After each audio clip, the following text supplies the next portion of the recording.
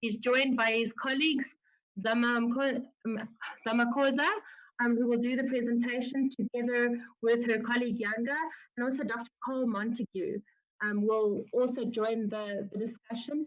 I think without any further ado, Zama, if you could maybe just introduce your team while we wait for Dr. Masomi to join the discussion.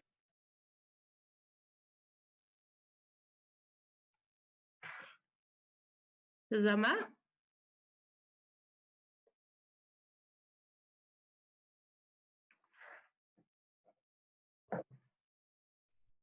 Good afternoon, Zama.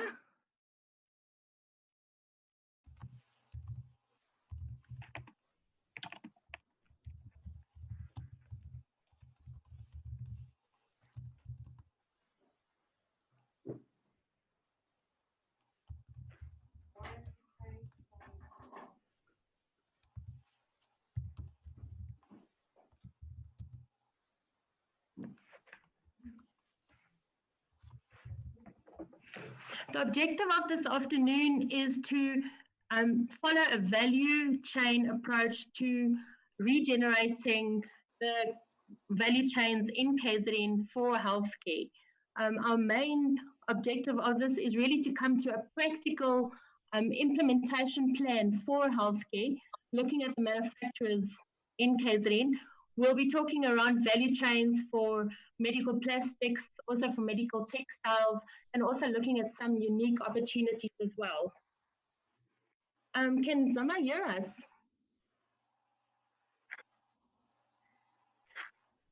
Zama is not on. I suggest you proceed to the next speaker. We're still also waiting for Dr. Masomi, who's the main presenter.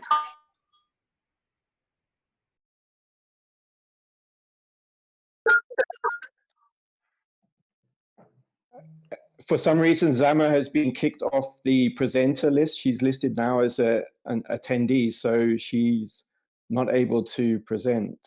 She can only listen. Can Zama lift her hand, please? As an attendee, can she lift her hand? I'm not okay, Zama, you can see her. Not Zama. I'm not Zama. I'm Tantra. Yes, if you Zama, you should be able to. Hello. Good day, Dr. Masomi. Yeah, I'm are you in now. Okay, super. Thank you. I'm in now. Okay, super. Thank you very much for joining us this afternoon.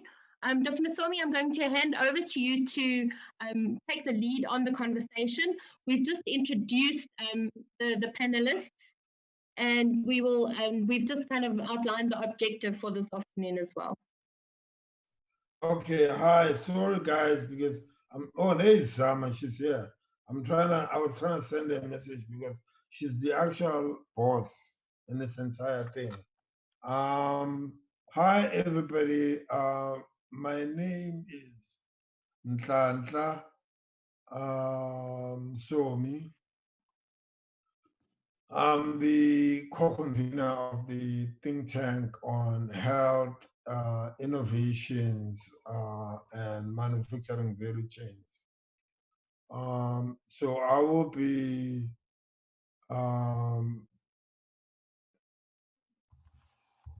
taking you through the presentation and I was hoping Zama will be here because the presentation is supposed to be up on the screen so that I can speak to it. I don't have it with me. Zama? It is shared now. No, but I have to have it myself so that I can speak through. Tony? It is shared on the screen, Dr. Masomi. I can quickly also mail a copy. Okay, no, that's fine. I can go through the screen. As per the request of the Department of Economic Development, and excuse me if I forget the rest of the acronyms or the abbreviations. by way of introducing today's presentation, I thought it would be apt to just give a brief context as to where this presentation comes from and as to how I come to make the presentation as Ntanhla. With me, I've got, and I have to introduce my team members or my colleagues, and they will be presenting different aspects of it. I have as my co-convener, Dr. Carl Montague, and I'm pretty sure that you have with you the bios. Interestingly, we were required to provide 3-sentence bios, and I don't know how you could be able to compress 20, 30 years of professional experience into a 3-sentence bio. So Carl Montague Dr. Montague is a PhD from Cambridge University, and he did his PhD in molecular medicine, mainly in the disciplines of molecular biology, but he also has an MBA from the University of Stellenbosch. That's his background. And my other colleague, who is our boss in reality, is Ms. Zamakoza Koza, who has a master's in human capital development from the University of KwaZulu-Natal. Excuse me, Zama, if I mispronounce or misstate your qualifications. Human capital development sounds to me like the correct way of describing what you do at the moment. And the other member of the party of our team is Miss Yanga, who has a BA in health economics, followed by a postgraduate degree, honors degree in health economics from the University of Cape Town. Ms. Koza also has strategy or strategic brand management qualifications. I guess myself, I'm a lowly genetic engineer from University of Natal and with qualifications in innovation and strategy from Oxford and Wits University. So in explaining how this came about, we were requested last week by the MEC for economic development through her officials to try and put together a plan, a strategic plan for COVID, and as well as post-COVID economic response to the crisis. And I think it's very critical that at this point in time, we separate the two, because there is a crisis, it's a current crisis. And for us, when we built the plan, it was important to recognize that it's a transient crisis. So in other words, it will move on. However, when we went into the details of what it meant, we needed to start from a perspective of saying what was happening before COVID, and why is the crisis so bad?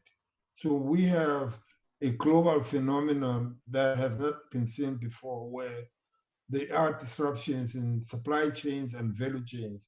And in our presentation, we would try and demonstrate, call it the differences between value chains and supply chains, but also to get to the heart of the matter of why countries like the United States or the European Union, the UK, and the rest of the European Union countries are struggling right now. So when we see the challenges that we have as a country in South Africa, and we think we're in a bubble, we are isolated.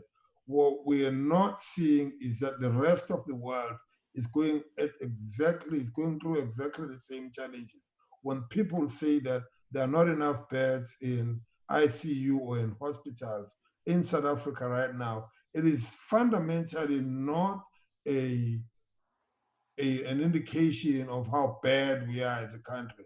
It is an indication of how the global value chains are structured. So in the UK now, in the US now, there are not enough molecular diagnostics tests to diagnose those who may present or who may be suspected of having the coronavirus. It's the same across the globe.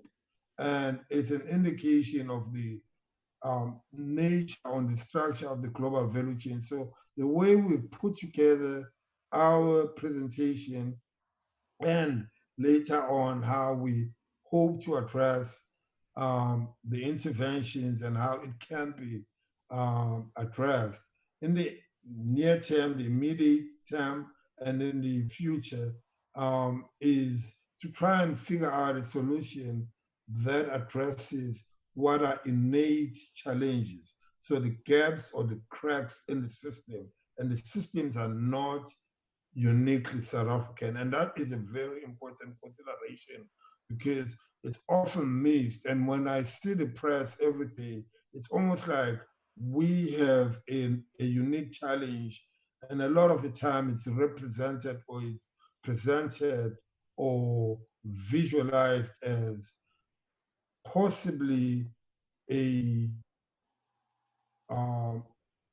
some form of incompetence in our national system of governance, and we've tried to move away from that because our presentation would show what the real issues are in global change and in the value chains, to demonstrate that the US cannot find itself in a situation where the state of, for example, Illinois or Washington in the West or some places in the Midwest don't have enough testing kits for this challenge. New York is now the #1 state in the world. It's almost like a country. It's the epicenter of the epidemic, and it's got the highest number of deaths, more deaths than most countries, bar Italy, Spain, and maybe I think it's got more deaths now than China itself. So, and that's what we are hoping to present in the presentation that we are going to be giving today. The second part of it, having tracked the global system and the global value chains, because that's a context. It's an important context. People say, why don't you have enough PPE? Why don't you have enough ventilators and all of those things? And our contention, backed by evidence that we'll provide, is that it is a similar problem globally, and it's got everything to do with value chains. We then move on to present a historical context because we're here, we're in KZN, we're in South Africa, and there is a historical context to the problem.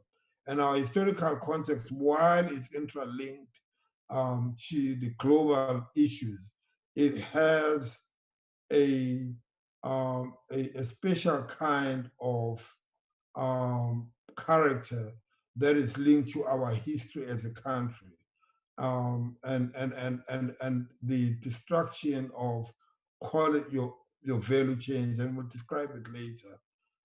So that's our next position. So that's in the paper that is presented.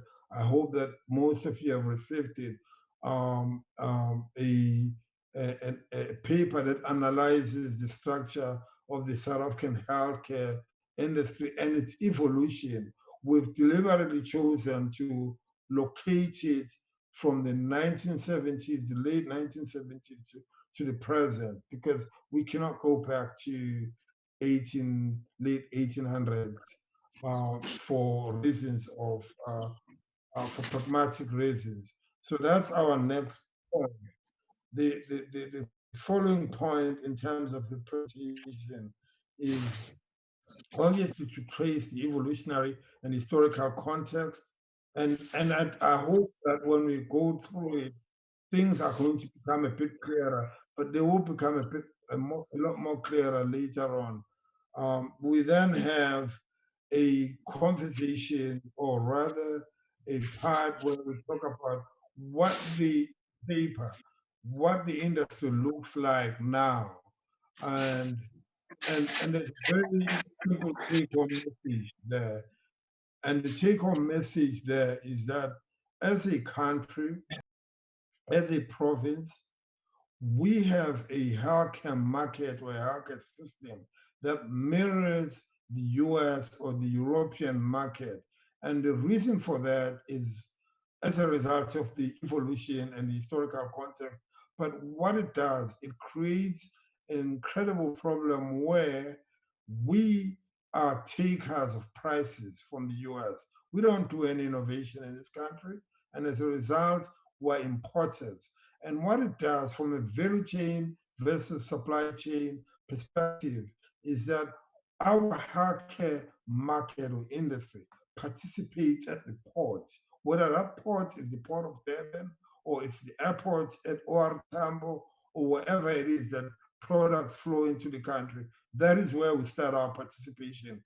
And when you start your participation in those places in the ports of entry, it means that it becomes a supply chain issues with the concomitant challenges of price distortion and market distortion. So when we receive a product, whether it's a pregnancy test, it's an HIV test, or any equipment that you can think of, there has to be a markup that is associated with having an industry or a market that is defined by intermediaries and the middleman or client state type environment.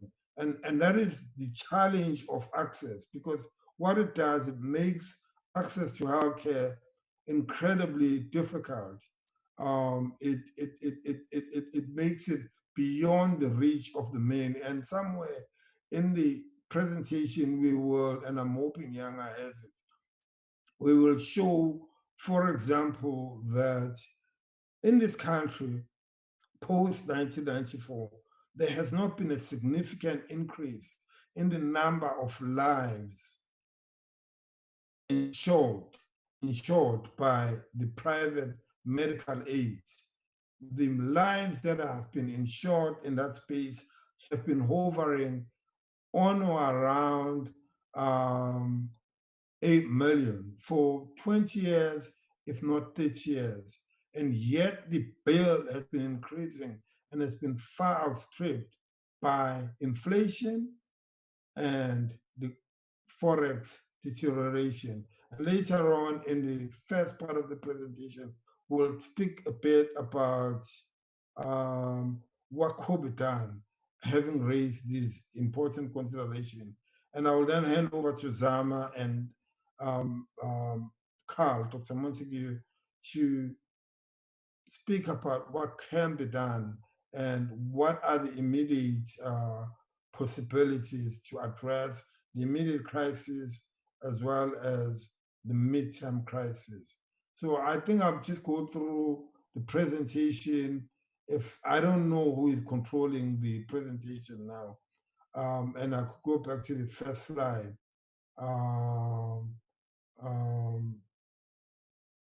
To the first slide. And I've spoken a lot about them, but I think I want to restate some of the issues, because often when you are in a crisis and when you are in an environment or a point where you're trying to create a long-term sustainable solution, you forget to deal with issues of the context, the historical context.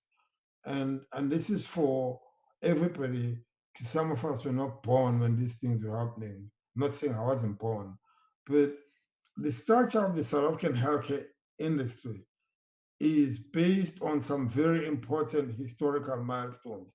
And I think every historian or economic historian would have their particular milestones. But the milestone of this industry right now and how it's structured starts from the 70s, specifically the Sullivan principles.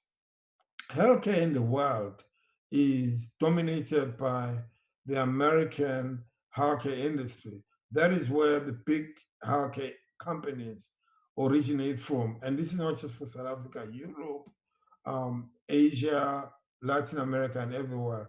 And in around 1977, when Reverend Sullivan published the Sullivan Principles, and these were basically around the anti-apartheid struggle, trying to mobilize companies and the American civil society to boycott apartheid South Africa, and particularly the corporates. So he published a list of principles around why America should not do business with South Africa. And you can imagine big companies like Pfizer in their previous phases and the like. Obviously, they were not interested in responding to the Sullivan Principles, but a lot of the American public or the society started boycotting the products in their home market. And that was the trigger that allowed even some European companies to start disinvesting from South Africa. So that was the beginning, the genesis of disinvestment in South Africa. Previously or prior to that moment or those moments between 77 and the mid 80s, companies from the US were happy to do business with South Africa, and they were doing it, and they were represented in this country. They had manufacturing capabilities. These are large multinationals that we know. But for reasons of business, a lot of them were involved in traditional industries like local manufacturing of pharmaceuticals based on old industrial technologies. If you think about Sasol, it's a chemical processing plant. It was the same sort of industry. You make a tablet or you make a pill that supplies the healthcare market. That was the modus operandi or the business as usual space. So the European anti-apartheid movement started picking up around that time, and European companies followed suit, and they started disinvesting out of South Africa, and they started scaling down their operations in this country. So that's the pharma industry in the main, and the pharma industry is structured around, from a technical engineering perspective, it's big industries. It's the stuff that you see billowing small smoke chimneys and all of that. Then you move on to the diagnostic sectors and the equipment and IT. That tends to be high tech. And companies in that space started following suit. So if you think about a typical radiology laboratory or typical equipment that you see in a hospital, ICU, and all of those, and the IT systems that are non-industrial complexes, they also started to move out, but they were already experiencing some issues around global value chains or global supply chains. Now, and I want to say this before we move on to the next slide. The size of the South African healthcare market in the late 70s or early 80s was what you would consider by global standard small. It's not to say that the population that needed healthcare services or products was small. It's because the apartheid laws were designed in such a way that if we here in KZN, for those who grew up in KZN, you wanted quality healthcare you would go to Edtea, and we all know that Edtea was reserved for a few people.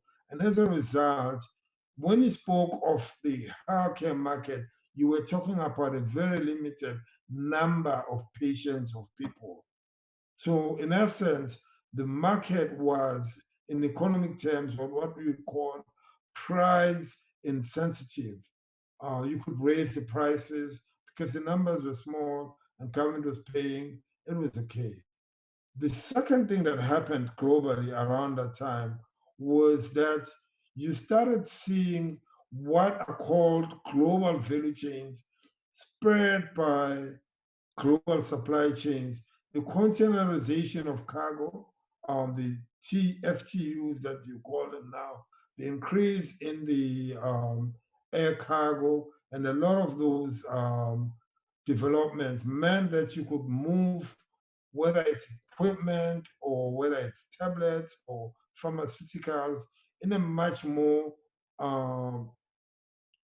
easier or convenient way. The reason companies in Europe or in America or anywhere in the world that invested in developing countries like South Africa, their manufacturing capabilities was because the ease of movement of products across the globe was limited prior to the 50s and the 60s. If I can go to the next slide.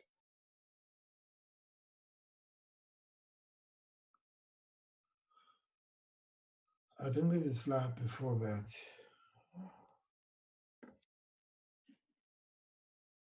Okay. So I think the idea is that and that's an important idea in the sense that we locate ourselves in the global space, even though we are unique.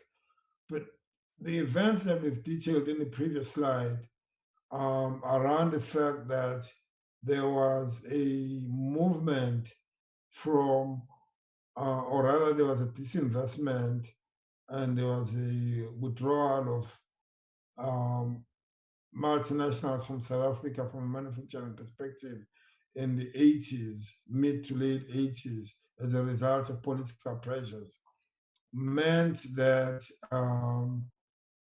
the vast majority of our healthcare products had to be imported. We could no longer depend on local manufacturing capabilities. And there's a point that is always missed in that when people ask about deindustrialization, so politically, deindustrialization is often confused as something that happened as a result of 1994 when we moved into democracy. The reality is that in healthcare, pharmaceuticals, the phenomenon of deindustrialization started occurring in the 80s as a result of political pressures, but also as a result of the rapid growth of global value chains. There is no incentive for any company that can move product quickly and easier from China or Asia or Europe or the Americas. There's no incentive for them to invest in local manufacturing capabilities. That is the basic reality. And it's important we take note of that because often when we try and craft solutions to challenges, we could get lost in the wrong analysis of what happened. The transitioning from local manufacturing to importation, the unique character of our situation was that because of the size of the market at that point in time, we started manufacturing or rather importing products that are considered low tech by any definition, such as serology tests, and I would mention pregnancy tests and the like. These are like in any environment considered low tech. They look maybe high tech, but we started importing them. And it was easy to do that back in the 80s because the rand was strong. Versus the dollar, it was a very, very competitive currency. The middle to high-tech pharmaceuticals, such as insulins, were also imported. Where if the landscape had not changed, we would have developed an internal capacity to manufacture those. We started to import them. The only things that were manufactured in South Africa, and I think those who may be old enough to remember the cough mixtures like Abopostol and those type of things, those were the things that were manufactured in South Africa. But anything that was considered high tech was moved to the import basket.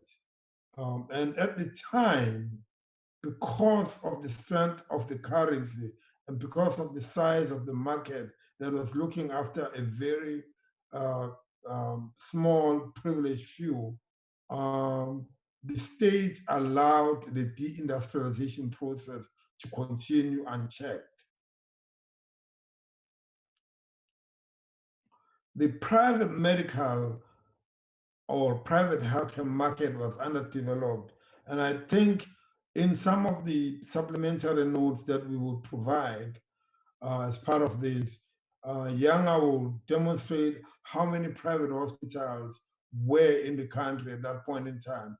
And part of the reason for that was simply that there was no commercial incentive to build private hospitals, to have private medical aids. The only entities or only people who had an incentive for private healthcare were your mines and the like of industrial players, big industrial players.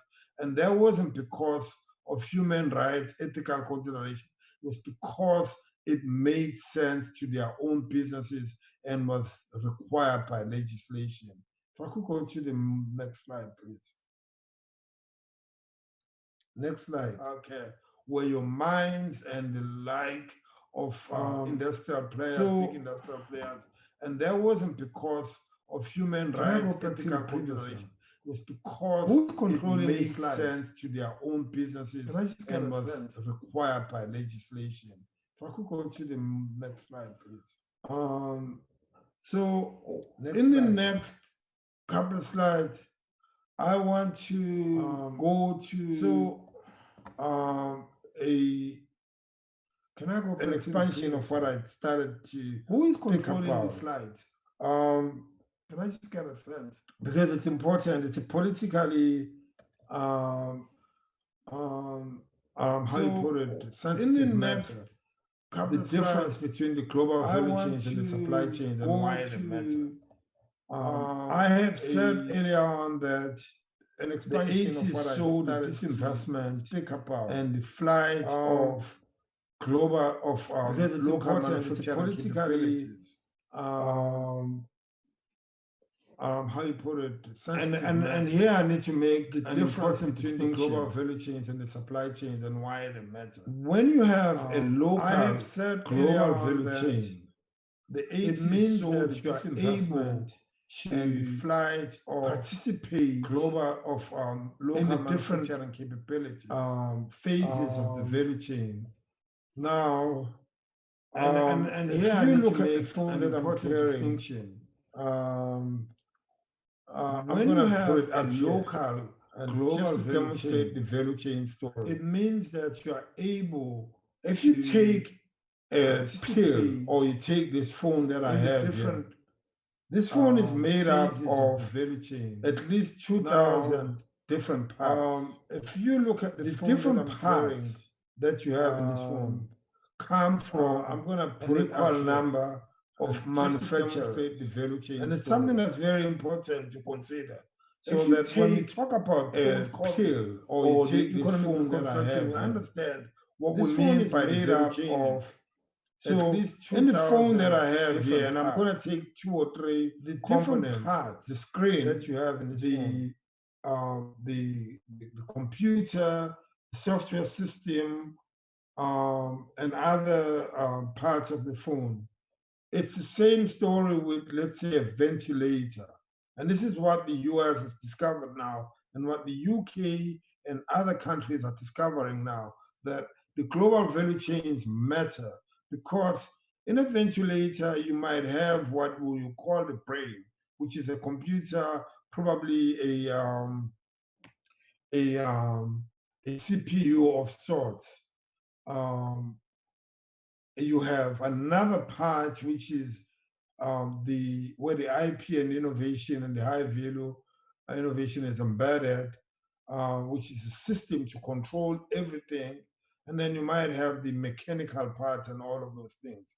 Medtronic, GE, and the big companies control the entire architecture of that, but they do not control every single part of that. They have to wait for somebody to deliver the different parts of it. And that's what happened to us in the 80s. We lost as a country the ability to bring in different parts of what is the core of the value, which is the design and the innovation and the intellectual property that brings about a product. And that's effectively, so it's a global value, or rather it's a value chain. The value chain is based on the innovation flows, and the global value chains simply mean that most products in today's world, including ours, including America's, including France's, including Germany's, and Germany is an interesting part, and I'll speak to it a bit later. In fact, I'll speak to it now. Germany, for reasons that are very unique to its industrial history and industrial development and its participation in the two world wars, has always emphasized the basically has emphasized that its value chains are locked internally, and its historical historical traditions that says that if you're going to manufacture a car, we don't want to go to another country to get the gearbox, to get the tires, to get the engine, to get this, and that. So they have values that provide the entire value chain to the system. In a way, Italy does that to a very limited extent. And part of the reason why Germany has kind of escaped the current crisis, which answers the question about what about the current crisis, is that Germany, within its borders, has got the entire value chain for testing capabilities. So the current global testing standards, molecular diagnostics, are all produced in Germany. So they serve their domestic market first before they think about anyone else. America does not have that luxury. The UK, I'm sorry, Carl, is in even more trouble probably than us, and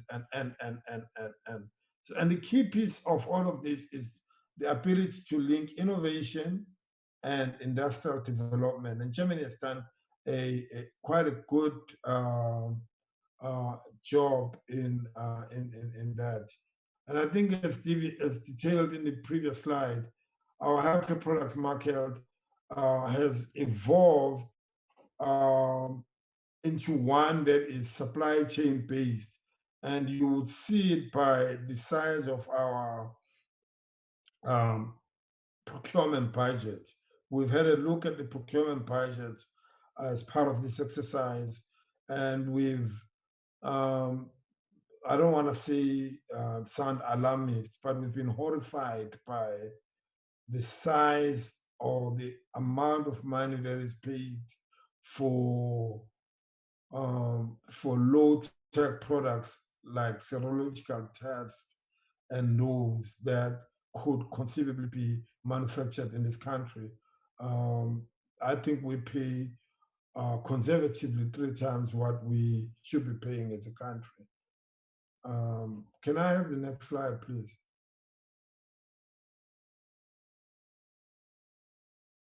So, and I think I'm going to fast forward to the real presentation. I was just giving the context, and I suspect I've lost some slides in the sleepiness of some of the people that are doing the slides. The approach that we had, because we asked, we're asked to provide a methodology. And when Zama and Carl take on the proposal on interventions and how to do it, so we took a view that what we will propose in terms of moving forward is to try and avoid new and untested activities or programs, particularly during the COVID crisis. No matter how innovative those ideas may be, the reality is that the need is in the now and the immediate. And so we will focus on marketplaces that are looking at approved products. We will have in this country a South African Health Products Regulatory Authority, but it operates on the principle of harmonization. So even when products are not approved in the country yet, they can fast track their approvals based on those. So, for example, if the FDA has approved them or the EMEA, they can take the file from EMEA. And we would partner with local and global partners to leverage already existing capabilities. And this is very, very critical because a crisis always creates chances, parasites who try to take advantage of a crisis to create wealth for themselves. And so the approach, if it's going to be successful, has to make sure that this does not happen in terms of fouling the entire process, where suddenly there's a shop that manufactures, or rather, not manufactures, that sells masks. There's going to be a lot of them. There are a lot of masks in the marketplace. And that's part of the reason why we emphasize the difference between value chains and supply chains, because we argue that the South African healthcare market is full of value chains. In other words, nothing gets added except the price and the cost when something appears at the port. And so that's an important point to remember, that in terms of this, we try to strip out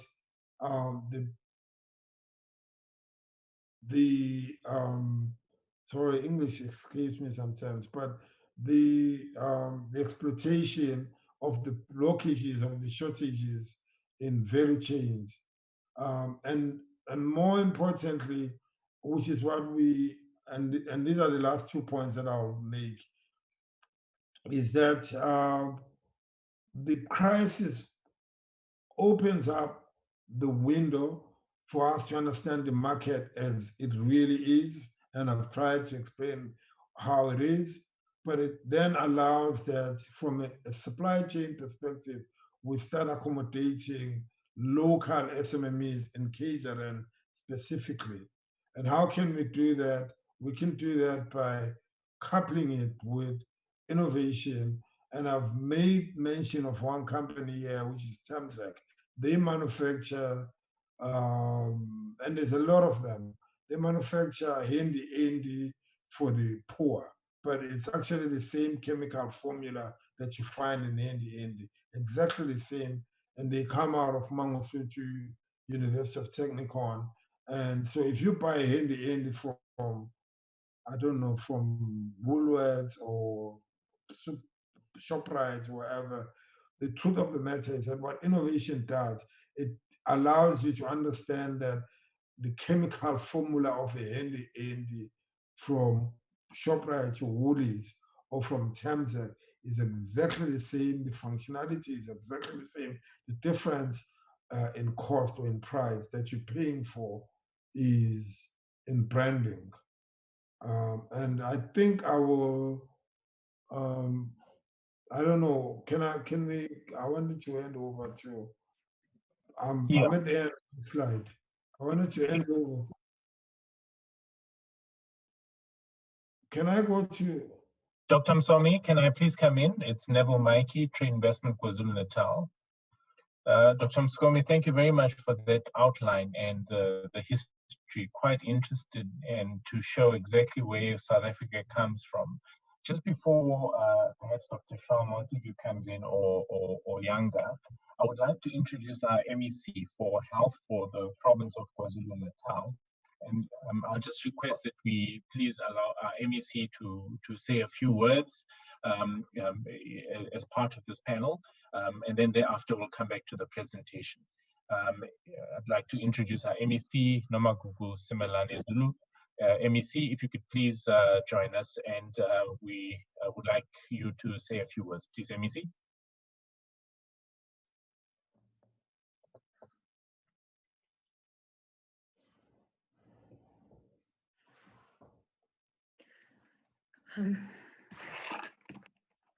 MEC, if we could please request you to unmute yourself, and please, if you could come in.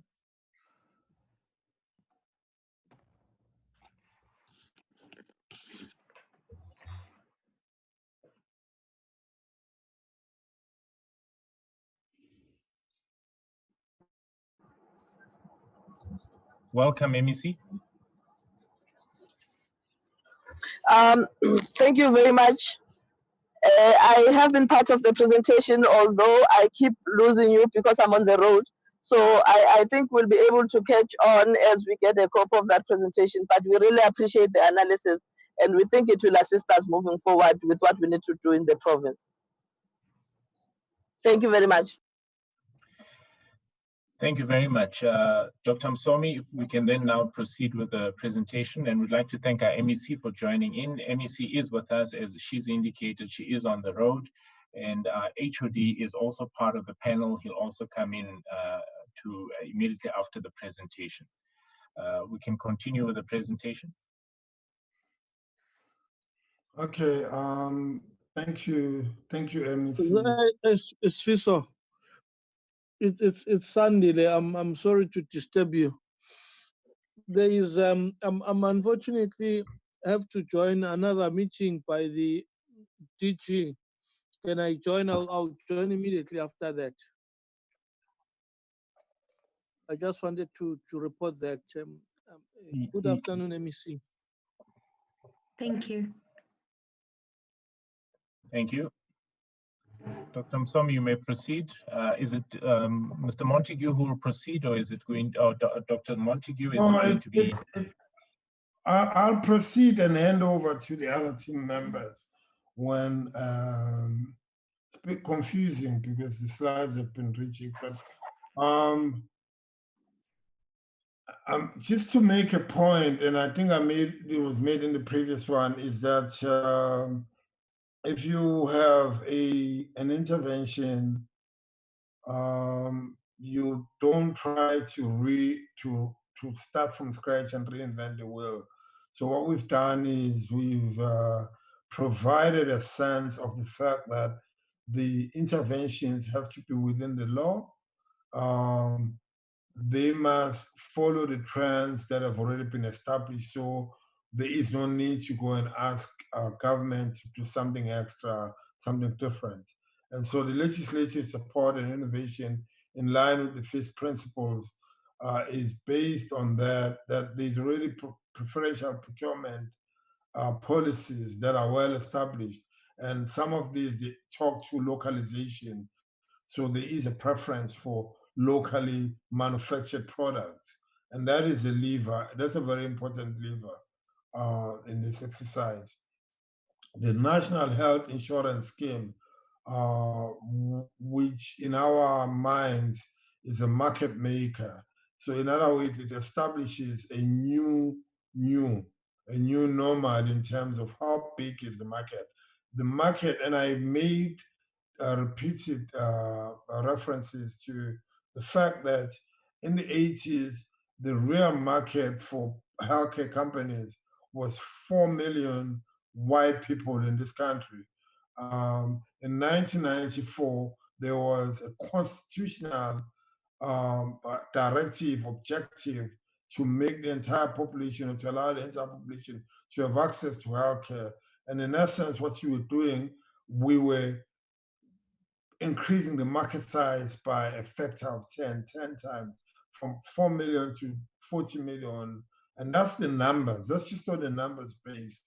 And the country has struggled over the past 20 years or 26 years to make the constitutional wishes of 1994 a reality until the introduction of the NHI, which basically reshapes the healthcare economy in this country.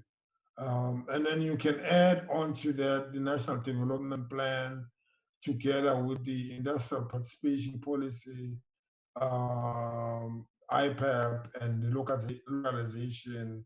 And I want to highlight the NIP, the National Industrial Participation Policy, because that's a very important source of funding for any innovation and for this particular discussion.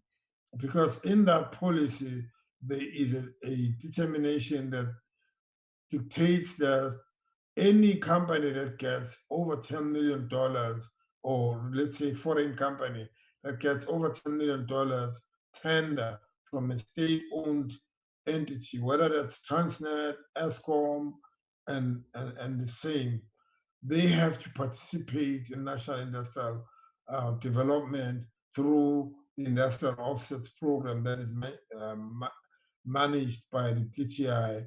So if we were to move forward, that's a source, because I can tell you now for free that there must be tens, if not hundreds, of companies with offsets obligations that amount to not tens or hundreds of millions, but to billions.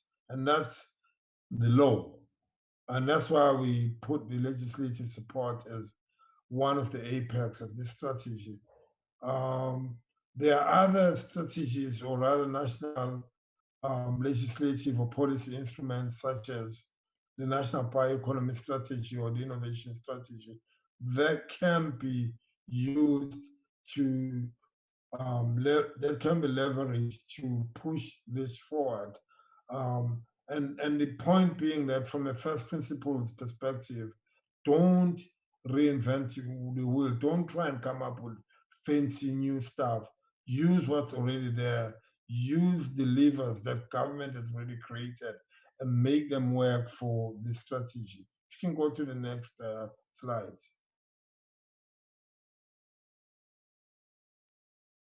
I think the the implementation framework, which Zama will then take us through now, is quite an ambitious one, but I think better be ambitious and come halfway than to be reticent and not achieve a modicum of any success.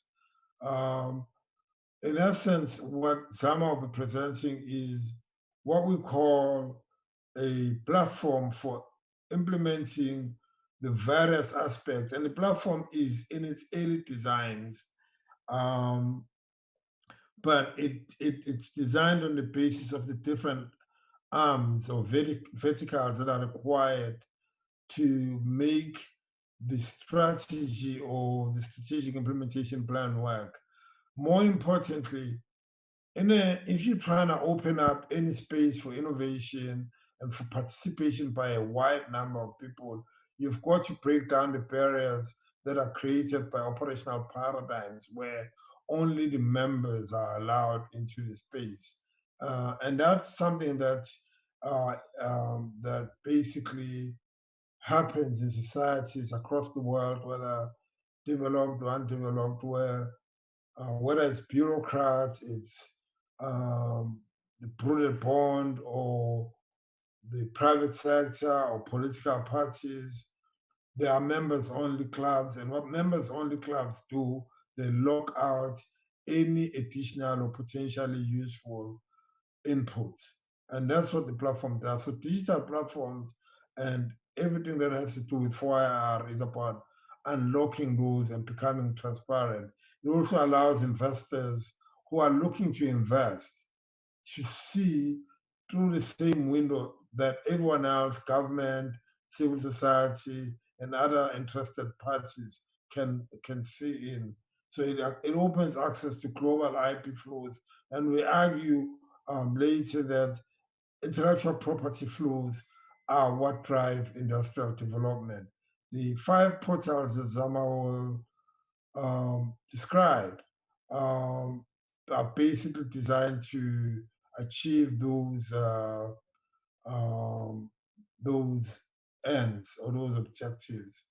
The first 2 are marketplace and as well as innovations and ideas portal, and the last 3 she will talk to them. Architecturally, the portal is an implementation framework into which the entire program that we are discussing now can be introduced or can be implemented or executed. And I think I will leave it at that and allow Zama and Dr. Carl Montague to continue the presentation. Okay, good evening, everyone.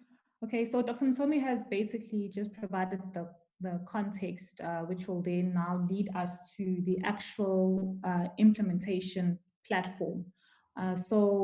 Again, this is to further elaborate on the context that what the COVID-19 has done is just basically provide an opportunity for the support of local SMMEs and also for the manufacturing of local medical devices, as you will see in the next slides. So basically, this is the platform. So we have termed it stimulating the local value chain, and it's a response for KwaZulu-Natal. So this will house all of the interventions that we will be talking about today. So this is the platform for KZN, like I've said. So in the first vertical there, you will see that it's called the marketplace. So what the marketplace basically has is that it will house all of the already approved and already established SMMEs and companies that are ready to actually be in the market. And if you look at the innovations and ideas, it will be all of the ideas and innovation that SMEs have or companies have around the fight for the COVID-19. And the next vertical, which is the financing, funding, and market access, that will basically match all of the ideas and the innovations to actual investors. Whilst the training hub, that will actually house all of the training that is then required from what we have identified in the marketplace. The Science Research Hub, as you will see as well, that just represents also all of the up-to-date scientific research that is out there around COVID-19, just to keep everybody abreast with real facts. And then the communications and community outreach, that's really just aimed at reaching all layers of society in a manner that they can understand and in their different languages as well. Okay, so again, like I have explained, the first vertical that we will be dealing with is the marketplace. And this is aimed at supporting and showcasing approved products and innovations that have been identified within KZN and which are ready for the market. So what the COVID-19 pandemic has done, it has provided an opportunity to actually strengthen and stimulate the local value chain. And so what will happen in this particular platform is that we will be able to house and be able to sort of advertise all of the different companies and the SMEs that already locally manufacturing. So we'll be able to house them so that the public can actually see the products and the services that they actually have. So if you look at KZN, so these are all of the companies that have been already identified, which Dr. Montego will go into in much more depth. So we have, so this presents the current, so what is happening currently, who are the manufacturers and the suppliers currently. And then the following slide represents then what opportunities have arrived or have arisen or will arise post the COVID-19, which also Dr. Montego will be going through. So I will now hand over. Okay, sorry, so this slide just represents what the portal will most likely look like. So as you can see, we'll be able to look at all the categories. So an interested person can go into and look at the particular categories that they are interested in. It could be in the textile medical devices, in the medical equipment, in pharmaceuticals, and then they'll be able to see all of the companies and all of the SMEs that are actually listed there. So they'll be able to rate and they'll be able to also search. So that's the architecture. So now I'll just, Dr. Montego will go over.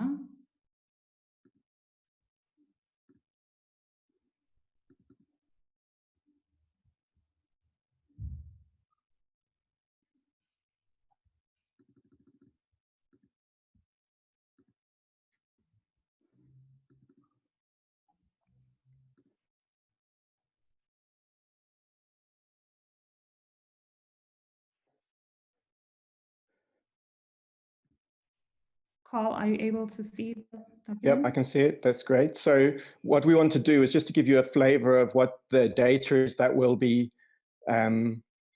behind the portal that you'll see. So obviously there'll be a database of companies there. And so working with Trade Investment KZN and their databases, we looked at what, in this first spreadsheet, what the Department of Health requires in terms of medical consumables to deal with the COVID crisis. And so in the top, we've split them down into various categories of medical devices. So first we have these plastic medical devices. We've split them between suppliers, so people who are companies that are importing products primarily from China and from Asia, and just distributing and selling, versus those companies that actually have some kind of manufacturing capacity either within the province, and we focus mainly on the province, but there are some also manufacturers in the country as well. So we can see that for plastic medical devices, there's a company Unitrade, which makes some plastic consumables, as well as Multisurge and Neomedic. If we go down, the next section is the textile medical devices. So whereas the plastics would be your oxygen masks and your tubing, the textiles is your gowns, swabs, cotton buds, the swabs required for the COVID testing. And again, we've split this between those that just supply, so importing and distributing, and that those companies that have a manufacturing capacity. Now, this manufacturing capacity at the moment may not be focused on the products that are required for the COVID pandemic, but the facility or the infrastructure is there. So there could be some kind of a discussion where if we require a certain volume of product, we could enter into a contract, and there would be an incentive then for the manufacturer to switch their product line, or if at the moment their production facility is not producing at capacity because of demand, then perhaps they would be able to switch one of their lines to a COVID-related product line, which would then support that company through the crisis and support the jobs that are within that company. So we have companies like BSN Medical, Endomed, Bayer Drawchecks, which are all manufacturing locally medical devices in the textile range. And then there's companies like Priontex who do have manufacturing, but their manufacturing is based in Cape Town. So the key for this portal would be, firstly, to assess what the demand is for what kind of products, and that would come from KZN Health or Department of Health. And then these manufacturers who are listed on the portal would be able to bid for that business, or to indicate that they do have capacity and could actually manufacture those products. Go down further. So within the next category, we have personal protective equipment. And we see that although for medical PPE, there's not really that many manufacturers in South Africa, but there are a lot of PPE manufacturers for particularly the construction and the industrial sector. So those kind of companies, I mean, the products are very similar. There may be a slight change in specification that's required for a medical context, but there isn't any reason why those manufacturers couldn't actually be making PPE for the local health sector. Going down again, please. Oh, sorry, while we scroll down, can I just maybe ask, because, you know, local manufacturing for startup, for medicines, for medical devices and healthcare products hasn't been supported by government. Yes, there's growth if you have 3 years financials, but there's a feeling that this has hampered innovation to commercialization in South Africa. Definitely, what we've seen over the last few years is the price has been really the driver. And so we can't compete with the Chinese on the scale of their operations and the price and the wages they provide to their staff, as well as the subsidies that they get from their government. So what we found is that the local industry has really been outcompeted by the Chinese, and the companies that used to manufacture these kind of products have mainly either now supply the private health sector, but even the private health sector in South Africa is moving away from these kind of products more to the sort of the cheaper Chinese products. And also they've moved into other industries, so supplying clothing or as we see for some of the PPE, supplying industrial users. So I think there is an opportunity now to kind of correct that a little bit, and to make sure that we can support local manufacture of key products, at least have some degree or some element of local manufacture. After all, within the province, this could support a large number of jobs, and we would have a better access to the supply chain and ability to modify that supply chain if the requirements within the country change. So, for example, after the COVID crisis, we're not going to be needing so much PPE, so that there would be an opportunity to switch those product lines back to other kinds of medical products in demand. Are there any other upscale plans? I know we've mentioned some, but that we can also touch on as well. So I think the next, Zama's next slide, and we've got another sheet which deals with post-COVID, where we see the opportunities are. So this particular spreadsheet deals mainly with the current demand. What products does the health service need at the moment and can't get because the supply chains with China have broken down. But then going forward, so the sheet that Zama is showing now, we can see that there is significant capacity in the province around higher tech, more valuable medical products. So we've got the National Bioproducts Institute, which is one of the most valuable and successful biotech institutes in the country, based in Pinetown. So they are manufacturing blood products, so proteins and hormones developed from blood, but also they have a very good range of antibodies, which are used around the world for rapid diagnostic tests. So there would be potential to work with the NBI to develop novel rapid diagnostic tests based on antibodies developed within the NBI.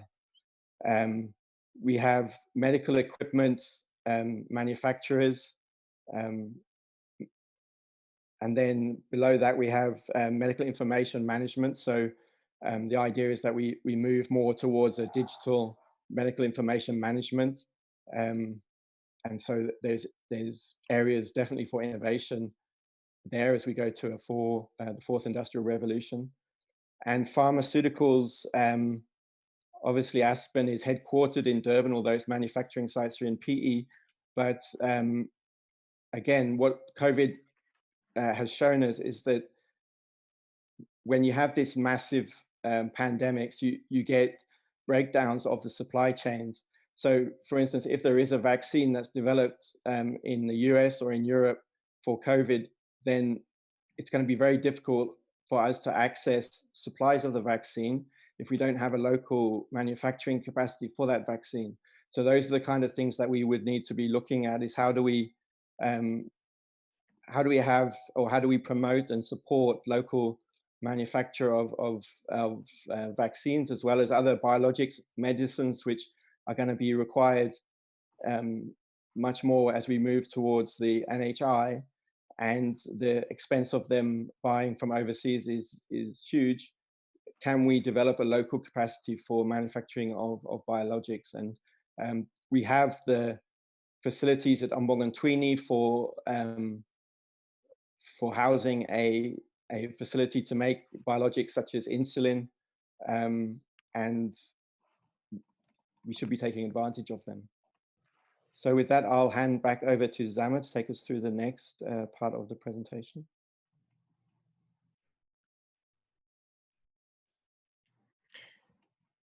I think also just there's some questions, Cole, coming in terms of saying, how this list was developed. If you can talk to that, it says that the Medical Research Council has published that the actual product. Tony, sorry to disturb you. For the ease of the presentation, the question that you are asking may be answered in Zama's presentation. And if those questions are still outstanding at the end of it, we can then deal with them. But can we, for order, just finish the presentation that Zama is doing, and we would hope that Zama and Carl could try and because some of the issues have been raised now, but I'll be unhappy if at the end of the presentation, and because we've run out of time, we've not addressed everything. And me being the biggest culprit because I wandered around in the beginning. Sure, we can handle it like that, and then maybe leave it for discussion at the end. Cool. And if people can also use the text application to ask the questions, because that's a very useful one to deal with some of the questions.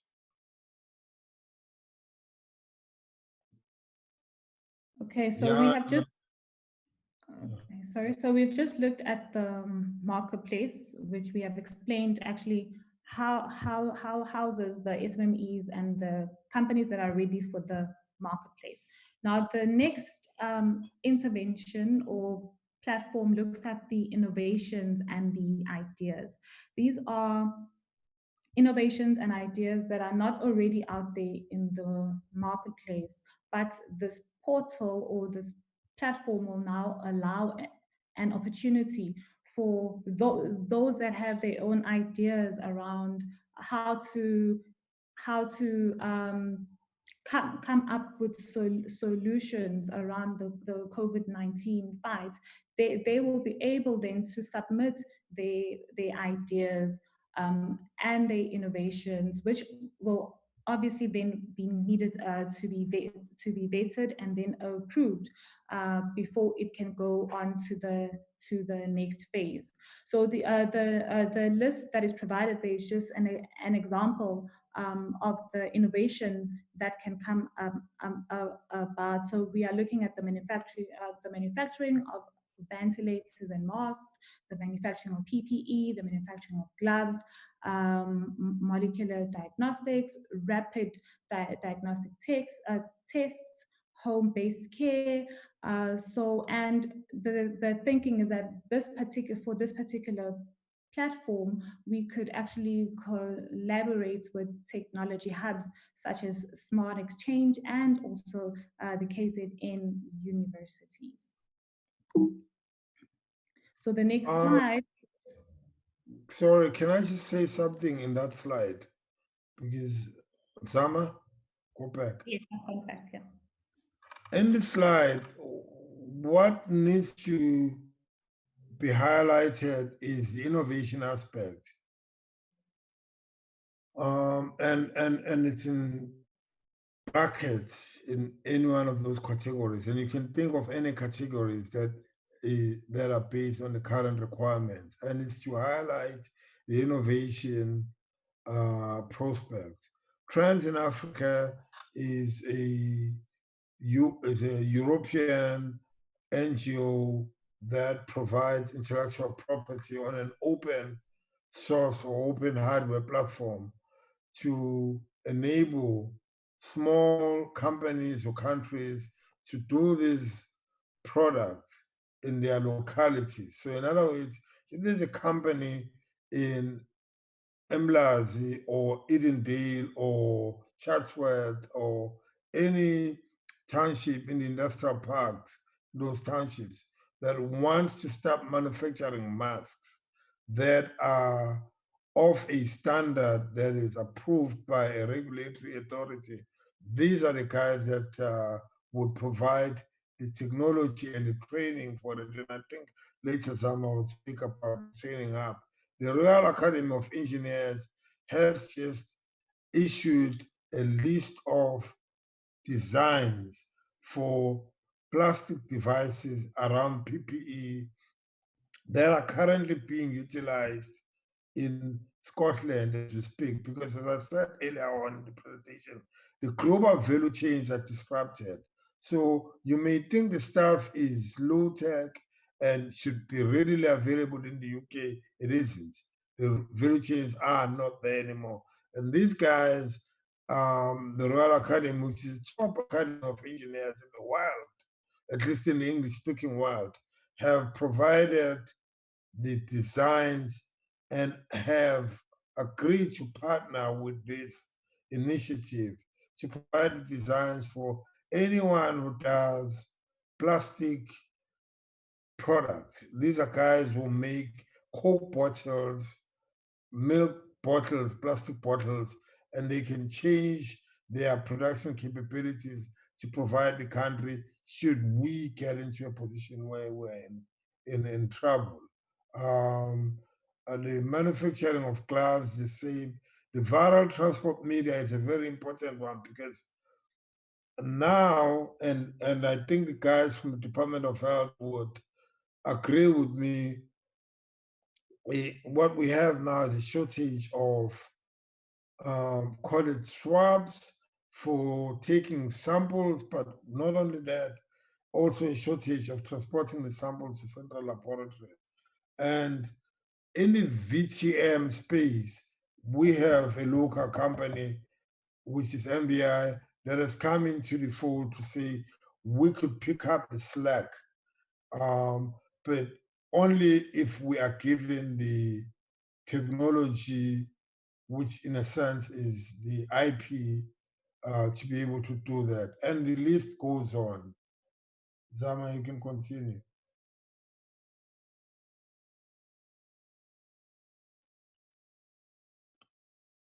Zama, you can continue. Yes, so this list just provides all of the opportunities that have already been identified, which is around the, which you'll see under the column core, and it's listed as COVID. So those are the opportunities of innovation and ideas that have been identified around KZN. So it's been split with to what ideas and innovations should we look at now, and also the ideas that we should look at post COVID-19. Okay. So this is actually just provides an again how the portal around innovations and ideas could look like from an architectural point. So we'll be able to list all of the different innovations that are required, and then people will be able to see when it was published, what's the deadline, and whether it's opened or closed, so that they can actually submit in time and not miss the deadline. So again, this just shows from an architecture what this particular platform could look like. Okay, so that was the innovations and ideas. So the next portal, again, now that we will be looking at that, and that is around now the financing, funding, and market access. And that's really now just to match all of the innovations and all of the ideas that we have that have been identified, vetted, and approved. Now it is to actually match them to investors, and also outline what funding opportunities are out there. So people will be able to pitch, and yeah, so they'll get an opportunity to actually either be identified by possible investors. So the next slide talks to the training hub. So because we have identified what is actually in the current market, so that also then just relates to what training opportunities then do we actually need. So you'll see on your left-hand side, that's the current training opportunities that we should focus on right now, as per what we have listed in the marketplace. And also on your right-hand side, we are looking at all of the categories that we have identified to actually go into the post-COVID. So that will be the focus from a training point as well. So again, for the training hub, we will be able to collaborate with institutions such as the Moses Kotane Institute.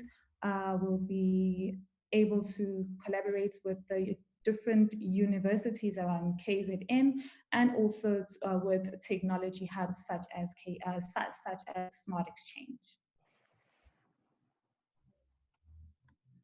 Again, this is the architecture that's been that shows what the portal or the training hub would look like. So we'll be able to outline all of the different training opportunities that are available, and then people can also just be allowed to apply. And then the next intervention then just really relates to getting accurate information out there to the public. So this relates to putting out scientific information that has been peer reviewed, that relates to peer reviewed articles, published articles, thought leadership pieces, and any interviews that could have been done by different experts. So it's really to keep everyone up to breast with regards to the latest and most accurate information around COVID-19. Again, this is the architecture just to showcase what the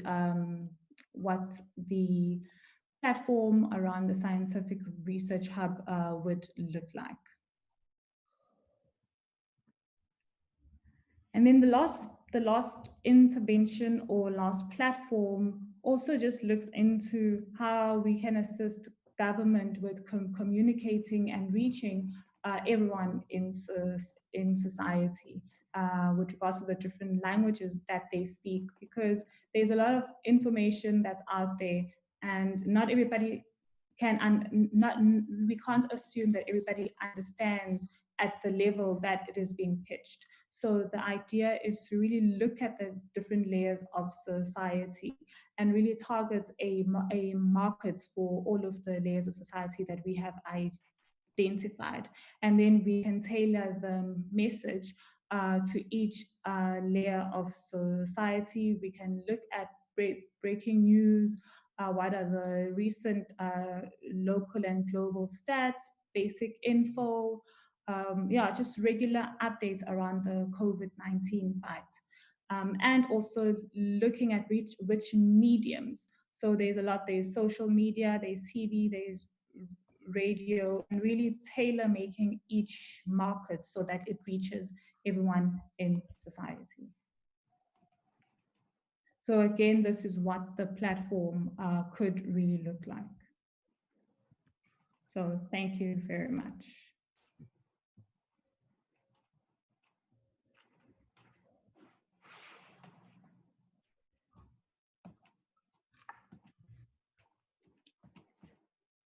Tony, I think I'm done with the presentation. Thank you.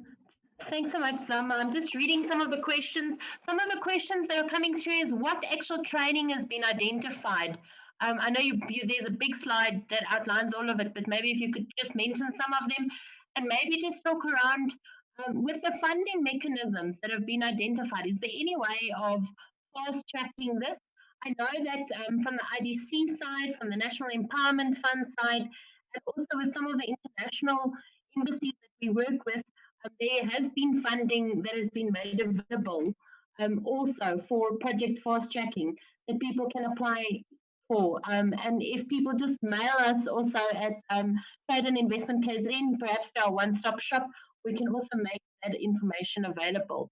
But Zama, maybe if you can speak around the training and the funding. Can I speak about the trading? Because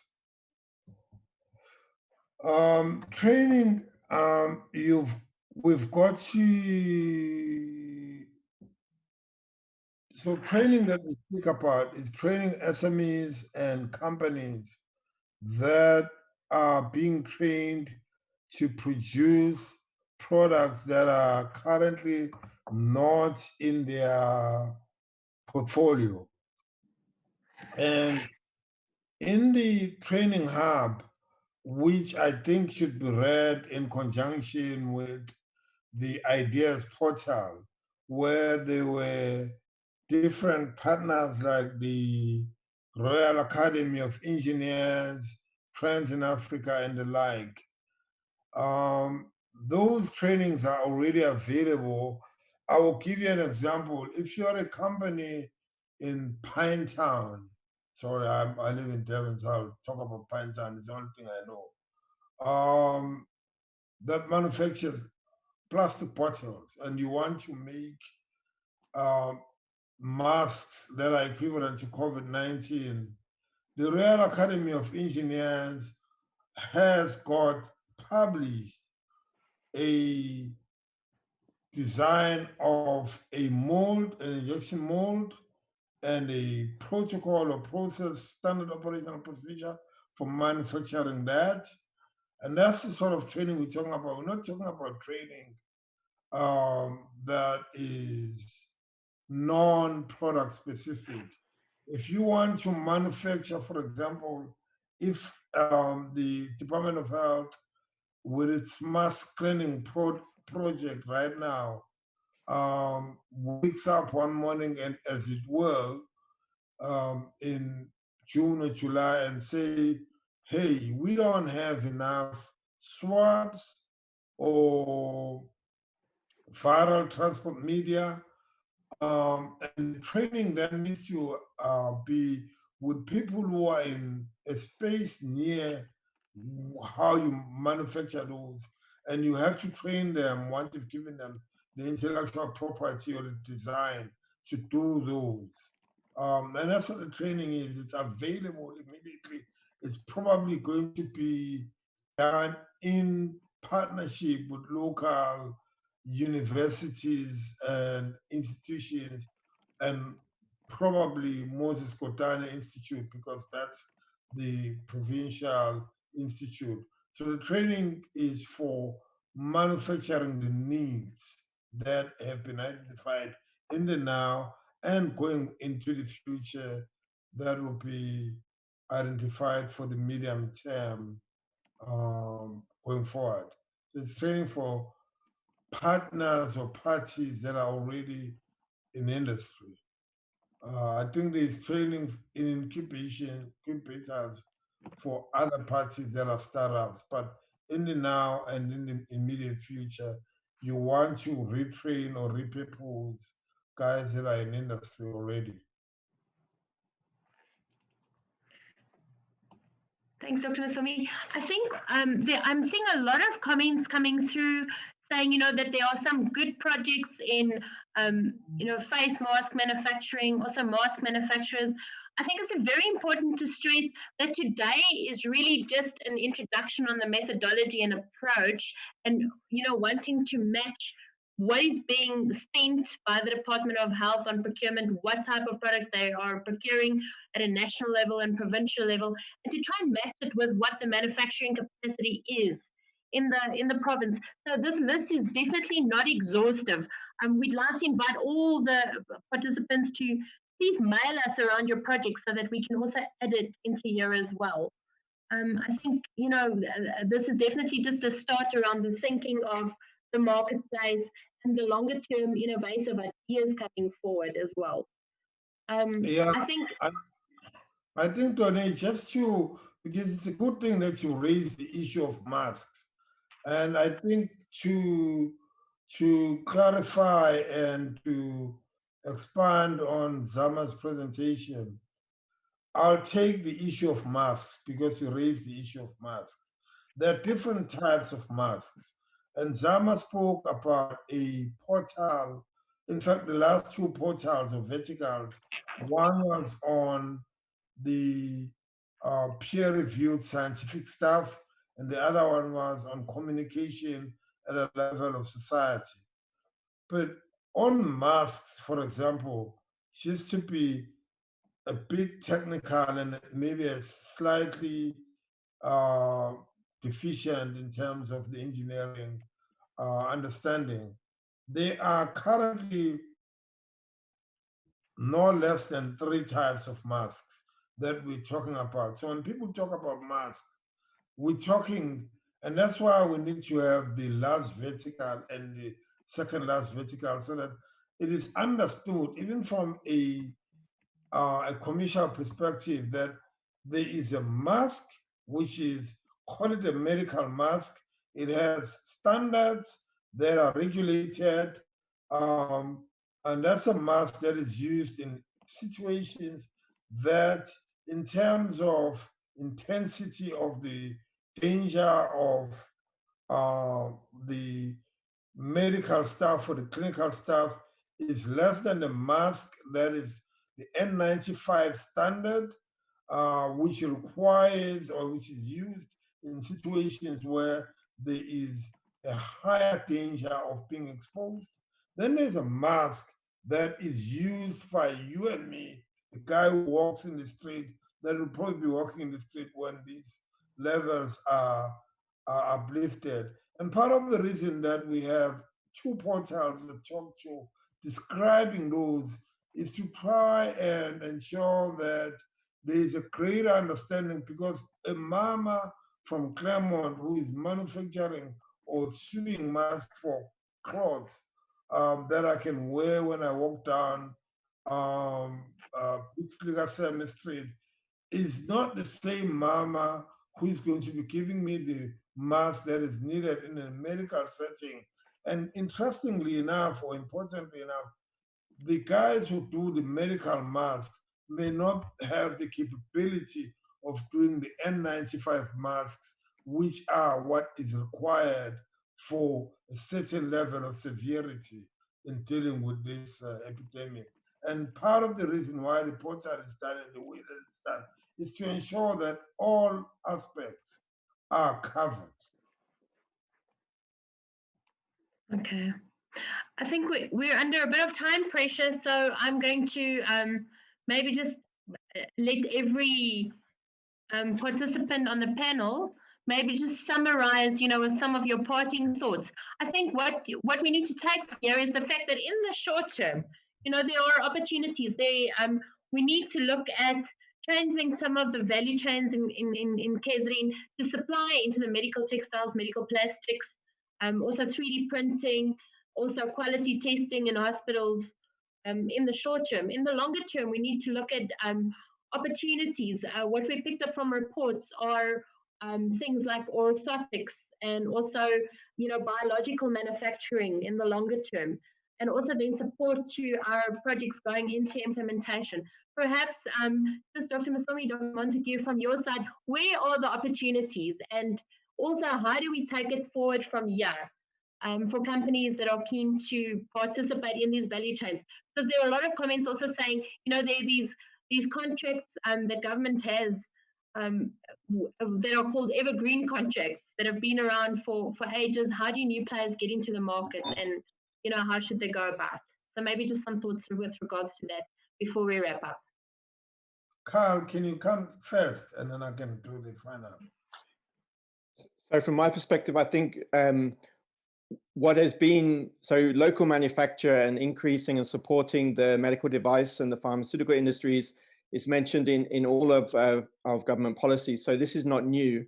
I think what COVID has brought forward is the real need for it to be implemented, because this kind of pandemic where we face shortages of essential health products really impacts on service delivery. So we should be looking at what can we do in order to speed up the implementation of government policy and support local manufacturing where it makes sense. Because if you want to export medical products, you won't find any country that's willing to take them if the products aren't used within South Africa. So you can only export pharmaceuticals or biologics if those products are registered and used within the local country. So that's where we need to start with the innovation. We need to be supporting the development of new products, the registration on the local market, and we have to focus on products where there's a market to support those products. There needs to be enough revenue generated from the local market to at least support the company as a going concern. And then once we have developed technology and products, we can look to export those products. So I think this is a wonderful opportunity, and it really, from a health sector, it really does emphasize the need that we need to move back into local manufacture of key products. I hand over to Dr. Msomi. Okay, Tony, I can't quite recall what your question was, but I think I want to start by saying that, and paying special tribute to the Department of Economic Development with its attendant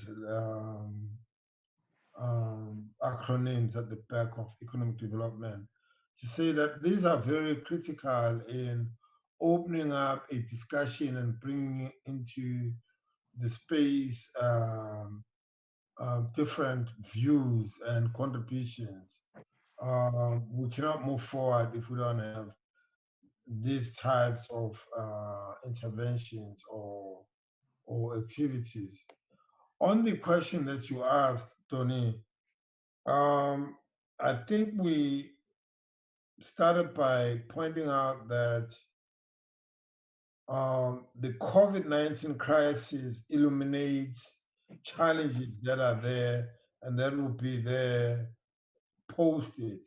So in other words, the rupture in global value chains, not just in South Africa, but internationally, is a function of how the global economy is organized. As much as I gave a historical context, it is what it is, And if you want to ask about the opportunities going forward, and I think the answer lies in, for me, at least personally, it could be ideological, lies in the National Health Insurance Scheme, because in a nutshell, what the National Insurance Scheme is doing is tripling or quadrupling the size of the market in South Africa. And that market if you understand the global value chains analysis, cannot be satisfied by importing technologies or products into this country. And therefore, if the country wants to achieve, not just case around the country, wants to achieve the aims and objectives and the wishes of the NHI, it needs to look inside of itself so that it can choose the healthcare products that it can make or manufacture internally, starting with those that are easy to manufacture, whether those are based on hydrocarbon value chains, which are plastics and the like, or textiles, which are quite well established. And the more important thing about those two that I've said, and the others that you would look at, is that go beyond healthcare, break out of the bounds that says a plastic medical device is a medical device that's based on plastic is different from a food medical device or any other application. And that in my mind is what an innovation strategy or innovation mindset will allow us to start thinking about the innate capabilities that we already have in this country, in this province. I circulated among the group a presentation, or rather a paper from Sweden a week ago, where Sweden, being in the same position as us, we're arguing, the Royal Academy of Scientists in Sweden, we're arguing that we can't get access to diagnostic tests as Sweden because we're number 20 on the list. How about converting what we already have in our universities and in our institutions to provide the capacity to test everybody? And that is the nub of this conversation. Get into the innovation game, use innovation and the readiness of the global intellectual property flows and openness to capacitate local industries. And here's the thing, interestingly enough, it's been proven and it's known that when we speak about local industry that can absorb innovation, we're talking about SMEs, not guys who are big, because they cannot change course. It's like a huge ship that needs to change course in the middle of a storm in the ocean. I think that's what I would, want to leave as a take-home message, to say that the COVID crisis, with our historical and our evolutionary history, healthcare in South Africa, opens up opportunities for us to leverage latent capabilities using innovation, as opposed to going about with business as usual. The whole world has changed, not just South Africa, the whole world. America is having these same conversations right now. Are there any other inputs from any other panelists? We have about 5 minutes. Otherwise, I'll just summarize.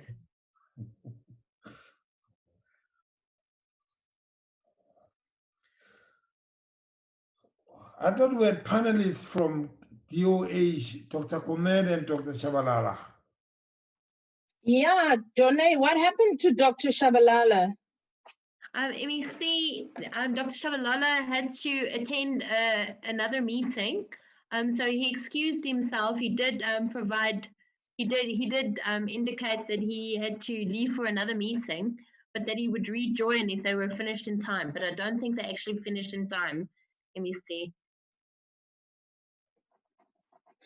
Okay, and then he didn't get Dr. Kumeje either. His second, there is MEC Simelane coming in. Yeah, no, I'm here, MEC. Thank you very much. I think they did have a bit of a challenge in terms of the other meetings they got a notice of this meeting a bit late, so we couldn't have all of them. Okay. But anyway, I think the idea of them. Yes.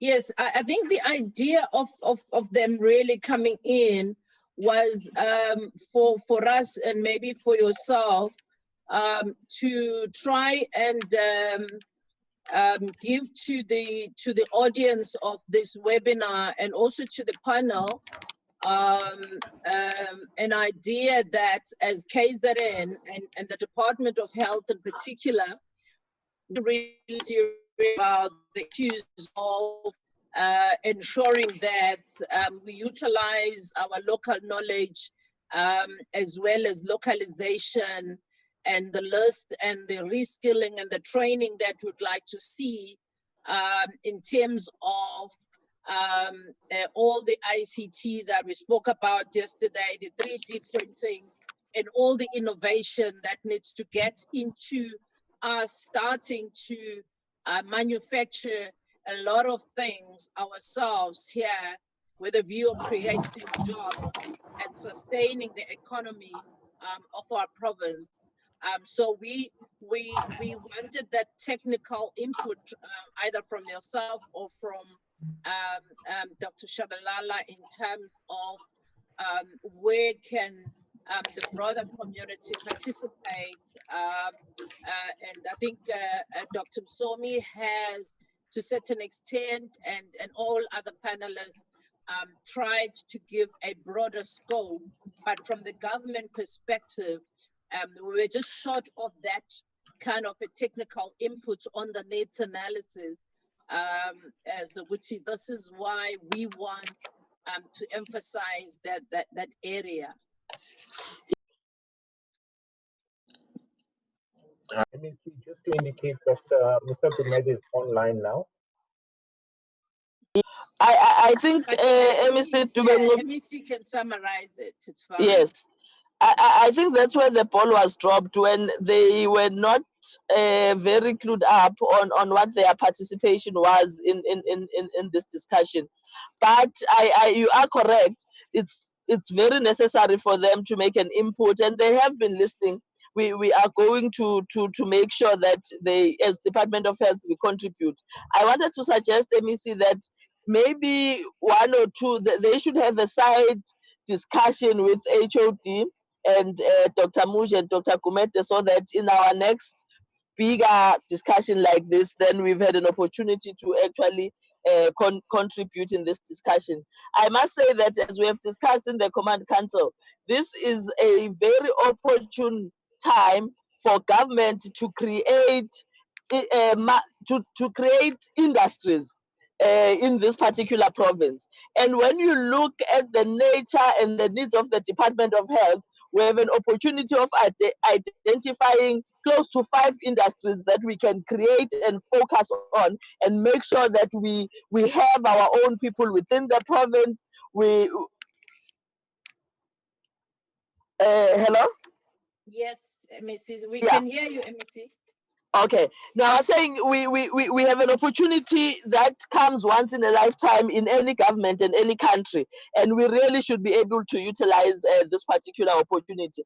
So when they have a technical discussion on the side, they must also be able to assist us by identifying which of because we might not be able to manufacture all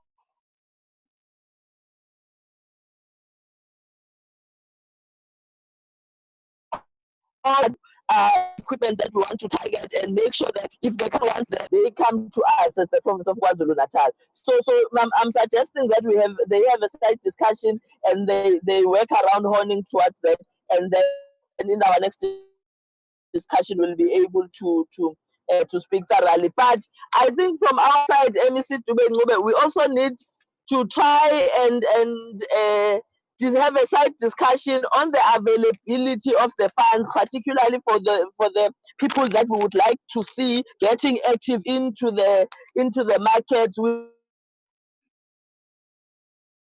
need to always faced by our people or those who are trying to be innovators. But that's going to have to be a side discussion, and these two discussions, I think, must continue parallel. But having said that, I really appreciate the work that has been done. The presentations that were given to us are on point, and are a clear indication that we have people who have the skill. We just needed an opportunity to hone that skill and avail the market, and I think this is the opportunity for us. Thank you, Emerson. Thank you very much, MEC. We know that you are very busy. You are all over trying to do the best for our province. Really, we didn't expect that you will even be able to join us, but we really appreciate that you could sneak out and be part of us. We have more than 1,000 participants right now, and everybody is listening. And Wow. really, our emphasis, as you correctly said, that we want to identify those key areas that we believe that as KZN, we do have the capabilities to can really focus those areas as the areas of growth and areas of excellence that we can grow those economies and create jobs as KZN in those areas within the pharmaceutical health industry as a sector, because we do believe that this is a growing sector. And indeed, earlier on in the webinar, we had a discussion around the health and financing. And within the health and the financing, there are finances and the financing that is available in various streams of the economy for focused. That is why we want industry-focused interventions that we know that there are markets, because we don't want to manufacture 100,000 masks and then there's no market for us.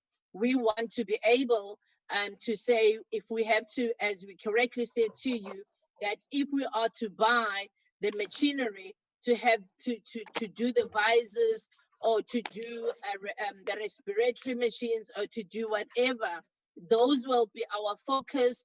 And those Black industrialists, those entrepreneurs, we can secure those machineries, and we know that there's the market for that. And those then becomes our key industries within this sector of health that we can then focus on, and then we know that there is a market.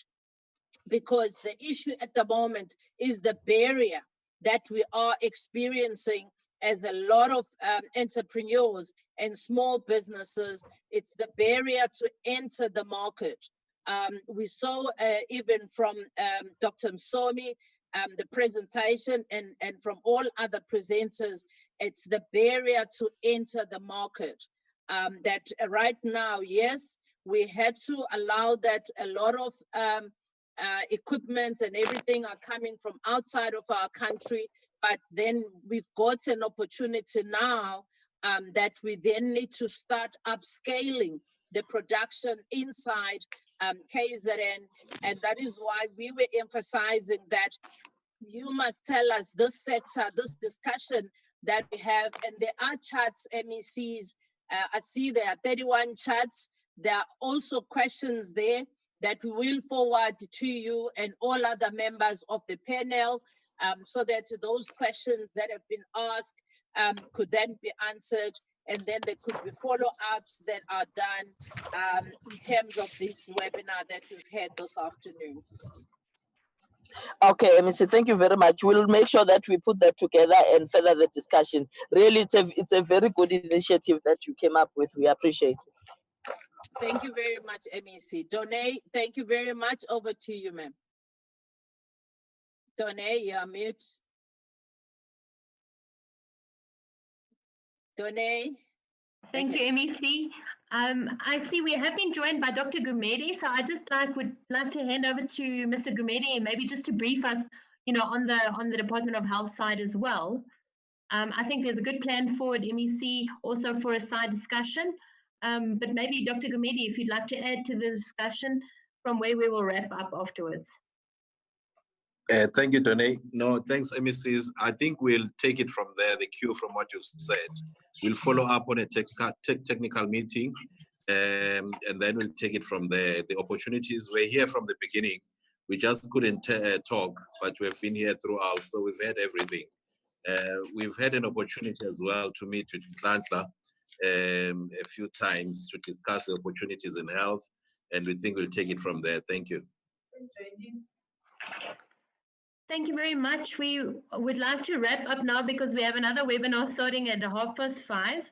But maybe just to stress to the companies, please forward us your details. The one-stop shop at Trade and Investment KwaZulu-Natal is there to assist you with things like your registration with the South African Health Product Regulation Authority, to brief you on some of the funding products as well. We'd like your input very much to further discussion between the KZN Department of Economic Development, Tourism and Environmental Affairs, together with the Department of Health. This is just the start, and we hope to be localizing these value chains to bring the value chain closer to us, to create opportunities for our people in KZN. We'd like to thank you for your active participation this afternoon. Thank you very much, MEC, for your support and for participating in the webinar as well. Thank you to our panel very much for all the work that's been done. I know a lot of work has gone into trying to match the procurement spend with what the companies are and what the future opportunities are. And I think you've provided a good outline. I'm seeing some emails coming in saying, that we need to think around innovation, and we need to also think how we change some of our industries to be competitive, in this new reality that we are finding ourselves in, as well, to remain competitive, create opportunities, and to create jobs, and to ensure a better future for all that live in KwaZulu-Natal. So thank you very much, and we look forward to further discussing with you and further answering your questions. So please take a look at our contact details as well. Steve, if it's possible to share, or perhaps I can just share my screen with our contact details. Please get in touch with us. Yes, there are contact details. There's also a calendar of other webinars that are coming. There are exciting speakers that are going to be coming in, that are going to be talking to us. There's the information, it's all there. We're going to be talking about the red tape, which is a serious problem that is a barrier, again, to entry for our small businesses, and the problems about the access to markets, which is always a problem, that the doors are closed for our small and medium enterprises to enter the markets. And how do we ensure that even if you are not able to access the markets, at least somebody must be able to refer you somewhere where you can get support and you can get help. So as you said, Donay, please, for participants, leave those messages there. We will refer them to the relevant people. You can leave your questions there. We will make sure that we refer them to the relevant people. Leave it to the one-stop shop number, to the WhatsApp number as well. We will make sure that there are people that are dealing with finances, legal issues, labor relations issues, communications, as well as issues of accounting, those specializing in accounting. We will also be dealing with informal economy, industry development, and other sectors of the economy as well. We will be dealing with the infrastructure, which will also include construction industry and other projects that comes into the infrastructure project. And I think MEC Nkonyeni, I think she was also in this webinar this afternoon. She was quietly there. She's also going to be participating in the infrastructure webinar as well as the panel. So she will also be there in that webinar. So we have a number of very interesting speakers that are going to be coming, the industry players that are going to be participating in a number, including some international speakers as well that will be coming in. So please keep your eye on the screens for the dates. And we really appreciate to all the MECs, MEC Nomagugu, thank you very much, MEC, for all the good work that you are doing with your team. We really appreciate. Thank you so much to all our panel members, our premier, and everybody else. We really appreciate. Thank you very much. Siyabonga, MEC. Thank you very much. And thank you to our panel, Dr. Masomi, Dr. Montague, Yangan of Kapeni, and Zama Koza. Thank you very much and good night. And we look forward to seeing you at our next webinar. Thank you.